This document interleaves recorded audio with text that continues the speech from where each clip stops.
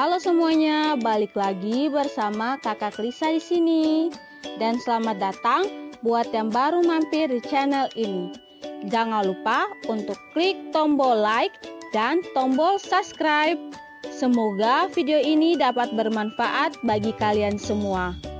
Oke, tanpa berlama-lama, mari kita mulai dengan materi kita di hari ini. Program sajian konteks, subpokok bahasan remaja dan LGBTIQ jenjang anak remaja 3. Pembacaan Alkitab Roma 1 ayat 27. Ya adik-adik, sebelum kita memulai materi kita di hari ini, kita akan membaca Alkitab dari Roma 1 ayat 27. Demikian juga suami-suami meninggalkan persetubuhan yang wajar dengan istri mereka dan menyala-nyala dalam birahi mereka seorang terhadap yang lain, sehingga mereka melakukan kemesuman laki-laki dengan laki-laki, dan karena itu mereka menerima dalam diri mereka balasan yang setimpal untuk kesesatan mereka. Demikianlah firman Tuhan di saat ini adik-adik. Ya, materi hari ini remaja dan LGBTIQ. Kakak Lisa mau bertanya, ada yang tahu apa itu remaja? Ayo, ada yang tahu apa itu remaja?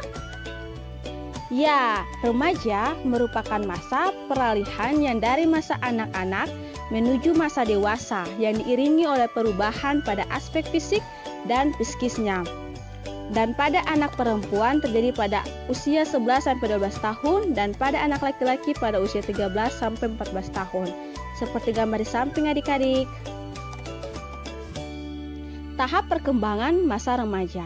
Pada tahap perkembangan masa remaja terbagi atas masa remaja awal. Masa remaja awal terdapat perubahan-perubahan terjadi. Yang pertama, perubahan fisik dan seksual.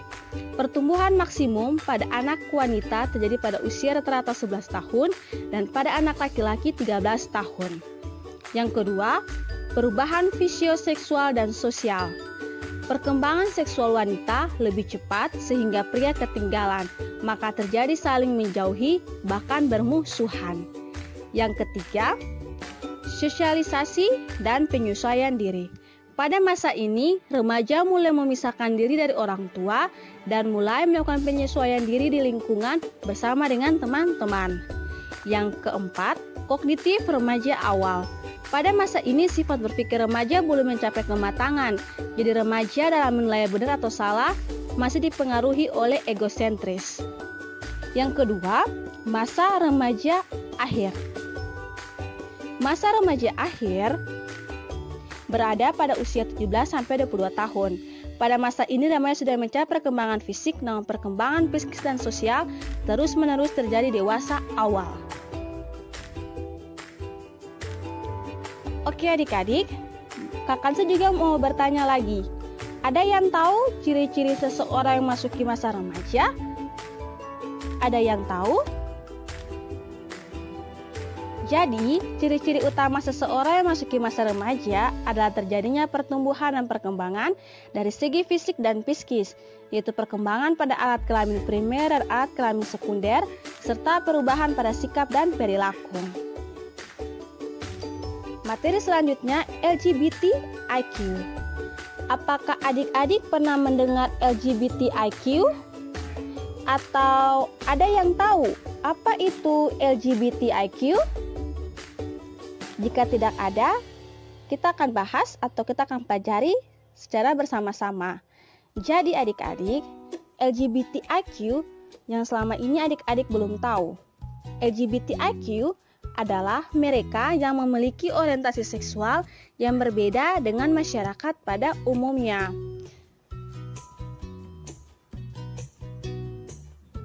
Setelah kita mengetahui pengertian LGBTIQ, kita akan bahas satu persatu dari LGBTIQ. LGBTIQ yang pertama L. L adalah lesbian, orientasi seksual seorang wanita yang hanya mempunyai hasrat kepada sesama wanita. Seperti pada gambar di samping ya adik-adik. Selanjutnya, kita akan tahu apa itu G untuk gay. Jadi, Gay adalah orientasi seksual seorang pria yang hanya mempunyai hasrat kepada sesama pria.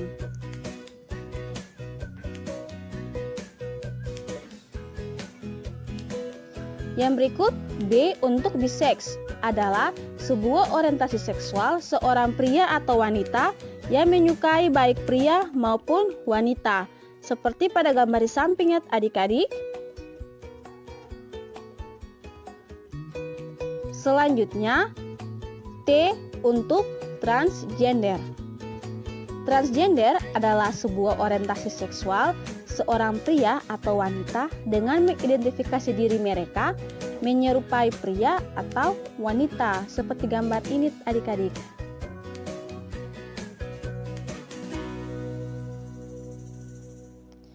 Yang berikut, I untuk interseksual. Interseksual adalah mereka yang secara fisik memiliki dua jenis alat kelamin. Dan yang terakhir adik-adik adalah Q untuk queer, adalah sebutan bagi orang yang belum jelas orientasi seksualnya walaupun sering dianggap aneh bahkan sebagai homoseksual. Ya adik-adik, setelah kita tahu apa itu LGBTIQ, maka akan ada juga ajaran gereja yaitu GPM tentang LGBTIQ. Yang pertama, orientasi seksual sebagai bagian dari karya penciptaan Allah yang sudah ada sejak ia dilahirkan. Dalam hal ini gereja harus mengakui dan menerima mereka sebagaimana adanya.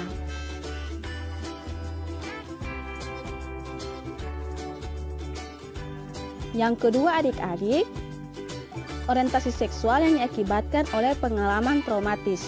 Dalam hal ini, gereja harus menampingi dengan melakukan pastoral holistik secara intensif untuk menyembuhkan mereka ya adik-adik. Dan yang terakhir atau yang ketiga. Yang ketiga, orientasi seksual yang dimotivasi oleh diri. Dalam hal ini, gereja menolak perilaku tersebut karena merupakan sebuah tindakan amoral yang bertentangan dengan iman Kristen. Gereja perlu melakukan pendampingan pastoral transformatif kepada mereka. Ya adik-adik, setelah kita tahu apa itu remaja, apa itu LGBTIQ dan peran gereja, maka kita juga harus ingat bahwa ada juga perilaku yang benar sebagai remaja Kristen yang harus adik-adik lakukan dalam kehidupan adik-adik, dalam kehidupan keluarga, kehidupan lingkungan sekitar. Yang pertama yang harus adik-adik lakukan yaitu menciptakan lingkungan rumah yang sehat. Dan yang kedua, melakukan kegiatan diskusi bersama dengan teman-teman di lingkungan sekitar yang dapat membangun. Dan yang ketiga, adik-adik harus rajin untuk pergi beribadah, baik itu SMTPI, Tunas, bahkan rajin berdoa. Dan yang terakhir adik-adik, kita harus menutup diri dari celah pornografi. Ya adik-adik, itulah materi yang dapat kakak Lisa jelaskan di hari ini. Sekian dan terima kasih.